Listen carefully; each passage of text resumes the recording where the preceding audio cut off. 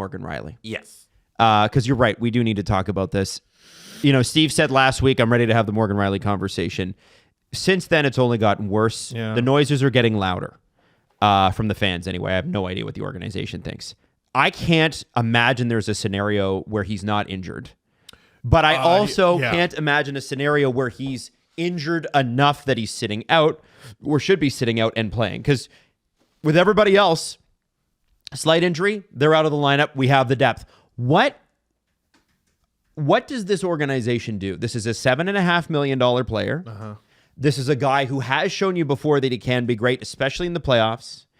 But there were some giveaways last night that were bad. And here's the thing. It's not a one-off thing. These are trends. We're seeing these over and over and over again. When he couldn't find it in his feet, just screaming at the TV. Just screaming. Morgan, buddy. Like, okay. We were talking about Joseph Wylde and how do you manage the schedule coming up. Yep. They got Sens Hockey Night in Canada, then 3 days off, a game against Minnesota. If you take those 2 games off, you get a week off. Then there's the Western Road swing and the Four Nation face-off. I am not convinced that if you keep him out of the lineup for those 6 games, the team is significantly worse off. You replace him with... take a pick. Like, you replace him with Philippe Myers, and you throw those guys around. McCabe's back on the left.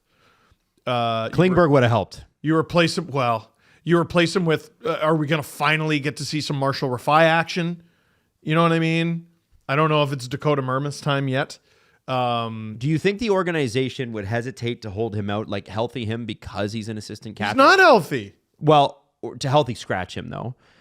They could couch it in he's battling a blah blah blah blah.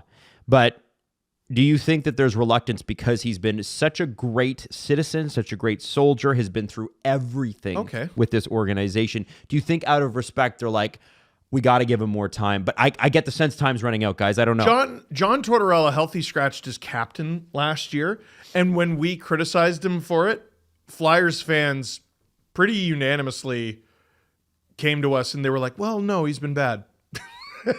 I like, it's got nothing to do with... I've said this 1,000 times. Morgan is a treasure. I love him as a guy. Great person.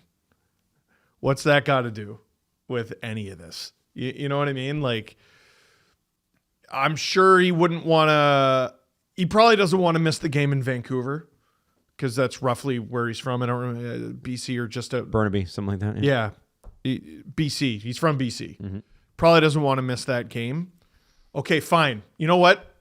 Because you're such a model citizen, you get to play in that game. We have to manage you now. Because they're already managing his minutes. Yes. What percent of the games is he their top played defenseman? Well, what percent of games is he second? He's only down about a minute in overall ice time versus his career average, although down 2 minutes versus last year. Well, so 23 to 21. What I'd be interested, because the third pair did not get used very much last night. Like, Yell played more than him last night.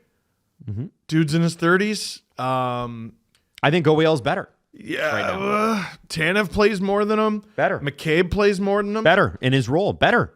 He's the 4th of the top 4. Yeah, on a lot of nights, he's number 4. That's not okay. It's not okay. Like, is there a problem here? Most fans assume there's a problem here. All right, let's fix it. Let's get this solved because this isn't helping anybody. Well, and I think if Morgan Rielly was at full tilt, we have a defenseman on the first power play. Mm-hmm. Yes, and he's obviously not close. Whatever the reason. I find it, I think at some point we're going to know. I'm afraid that Morgan Rielly just might not work with Craig Berube because he said something I thought was fascinating to Jonas Siegel, because Siegel did an article, I think it was on Monday. He's trying to figure, and there's a part in it where he's trying to figure out like what's struggling with Morgan Rielly. And Morgan Rielly talked about playing within Craig Berube's system and how it's an adjustment. And I can read the quote directly. He said, "I'm just trying to play within structure and hold the net front as opposed to going to the puck. we kind of did change our structure a little bit. Our D don't really stray as far away from the net as they used to. So that just takes some getting used to. If he compliments McCabe, and then he goes on to say, there are certain things that we have in place in terms of, I don't want to say rules, but policies that we try to follow that are new and different. And it just takes a little bit of getting used to.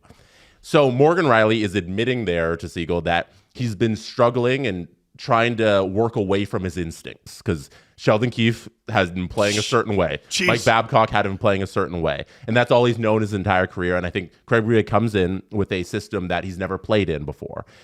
But I hear that and I look at the calendar and I say it's January.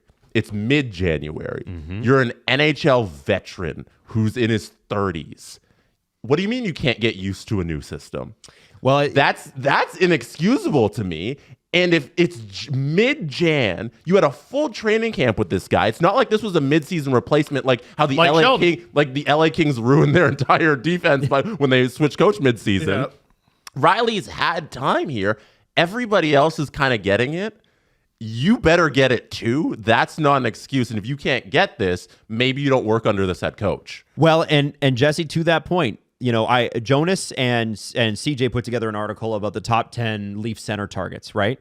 And by the end of it, they just about talked me out of everybody. Brock Nelson, honestly, like you go and read it. By the way, shout out Jonas, who I personally think is one of the best guys. But Jonas did try to trade Max Domi in that in one of those deals, which I think is hilarious. That Jonas, is, I know you don't. You know like what? We love a brand. Yeah, it's his brand. But if you We love a brand. If you go through and you read it, the top two guys are the two guys I've been mentioning: Brock Nelson, and Ryan O'Reilly. The cost of those guys is exorbitant, right? And the Leafs are not willing to part with a first-round pick this year, and I get that. Well, they don't have one. They don't want to part with next year.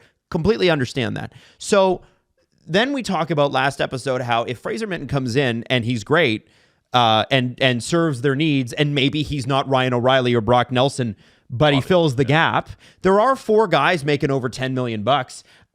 And if Fraser Minten comes in and is good, is half a point a game, that's better than what they've had. So fine. He's looking passable right now. Then it gives you the opportunity to go, should we make a move on defense? Because we did talk about winger depth before the season starts. I think they're okay on that. But I look at this, Hakanpää, I mean, we could talk about him playing in 4 nations.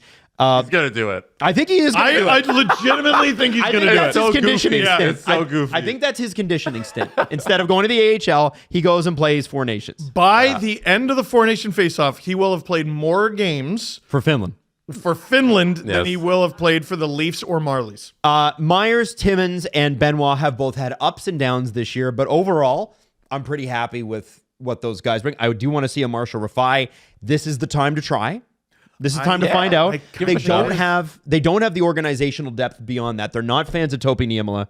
I haven't watched much AHL this year, so I have no idea how he's performing. His offensive numbers are down, and he's not a big guy. I think he'll be in the Pittsburgh farm system pretty soon. I do. I think they'll give him a chance, and I think maybe in Pittsburgh system he would. I think he'll play NHL games. I just don't think he's a fit here. Yeah. So this actually, I've said this with Craig Berube before. I just want to say, just to finish my point. Go ahead. You're making a point about My Rielly. point was, Sorry. I am too. Wouldn't a left-shooting, puck-moving defenseman, which are cheaper than the right-shot guys, and we got enough of those now. When have we ever said that? I know. A Marcus Pettersson makes some sense. Right? Like, if I'm not opposed. if we're to believe CJ, and I do, that a second-rounder might fetch Marcus Pettersson, or equivalent, tell me that the Leafs can't do that. They can. So what does that look like? Can you get, and it doesn't have to be Marcus Pettersson. Please don't get hung up on the one name in the comments. Pettersson for Niemela straight up. Is there a package you can put together with what's in your system that Wes Clark and Kyle Dubas, who just love their guys and also love to believe that they're smarter than everybody else? They do. They might be. And so, like, All right, listen, but it's not Pettersson specifically. if you can get a player like that, does that give you the opportunity to then, whatever Morgan's issues are, does that give you the opportunity to then go, okay, we're going to limit his minutes. In games where he's got it, we'll play him more. In games where he doesn't, we'll play him less. And it gives us more puck-moving options. OEL gives you puck-moving options. Chris Tanev's a good puck mover. Oh, he's decent. And by the time the playoffs come around, you have Benny as an extra. And that's how teams operate. And you didn't sell the farm for a rental center to do it. So here, I like examining when you get a coach when you get a new coach, you take a look at the team that he had the most success with, or at least I like doing this. Take a team that he had the most success with Berube, it's the 2019 Blues who won the Stanley Cup. Yep. And I go, okay, who on this team is that guy? Who is that guy? Who is that guy? Who is that guy? His top minute guy was Alex Pietrangelo. Then it's big, will beat your ass. That's unfair. Great offensive Lumberjack. capabilities. Yeah, the Leafs they just don't have that. No. That's fine. Colton Parayko. Good player. Offensively capable. Not a huge offensive guy. Was he that season? Team Canada. He had 10 goals, 18 assists. He was pretty good. It's this year, but I'm not talking about this year. I'm talking about 2019. Tanev-ish. Big, minute eater, shoots right. Okay. Jay Bouwmeester. Oh, yeah. I think if Rielly's healthy, that's the kind of player he can be. J-Bo? Really? Kinda. Minute eater. Yeah. But he's not. But neutral outcomes. J-Bo was good for neutral. Yes. Hey, Jay, get out there and make sure nothing happens. You got a coach. And I never want to hear about your name. Joel Edmondson. Serial killer will kill you. Yeah. Vince Dunn. Then at 17 minutes, 32 seconds. Underutilized at the time, but this is like young Vince Dunn. Mm-hmm. To me, that's what Rielly's playing like. And like a less offensively capable young Vince Dunn. Now, listen, we can debate the merits of a $7.5 million defenseman playing 17 minutes a night, but it's what you have right now, unless you're trading Morgan in season. And he has not. a no movement clause. Yeah, he might even be playing like the number 6 guy at under 16 minutes, and that was Carl Gunnarsson. Well, so if you have Morgan Rielly on the third pair, that's a pretty deep defense core. I mean, as a Band-Aid solution for this season, sure. But going forward, that can't be the case. But we can't talk about June and July right now. Yeah. We need to talk about what gets them to hopefully play a game in June. Yeah, if you're talking about tomorrow is the only thing that exists, sure. And I think there is a bigger conversation to be had with Morgan this summer. I think you're absolutely right. I think his name definitely comes up on the block. They're already managing his minutes. But and maybe, Jesse, you're right. I think that, there's a system adjustment and the fact that not necessarily totally through his own fault, Morgan Rielly has never had a steady defense partner here in Toronto that's ever worked. Mm-hmm. And listen, you run the names, it's thin, man. It's been over 10 years, man. But it also has been over 10 years. And at a certain point, are you just one way? For what he's giving the Leafs right now, he's not even close to worth $7.5 million. You look at Jake McCabe currently, his deal is $2 million. Well, 4. No, currently they're paying 2, but Chicago's paying 2. Yeah. Yeah, but this season his cap hit for the Leafs is $2 million. Yeah. The next season it goes back up to 4. But like for the price points you see what other defensemen cost, like Morgan Rielly's playing like, I don't know, $4 million defenseman, $3 million defenseman. So at that price point, you got to look and say, okay, if we're a team that's always up against the cap, how are we justifying 7.5 for this guy? Maybe we have trade discussions in the offseason with him. So this is something to keep an eye on, and this is actually very funny. Rielly does currently lead the Leafs in average ice time. But it's down. It's 21-21. Ekman Larson is within 7 seconds. And Jake McCabe is within 16 seconds. Tanev is is about a minute and a half behind. Watch that number and see if any of those three creep I'll tell you where it changes. Lack of power play time. That's where you're going to see it come down. He's still playing on the power play. Yeah, on the second unit, which gets 30 seconds a power play. How much? Yeah. Well, he'd still be on it if it worked. Yeah. Yeah. Anyway,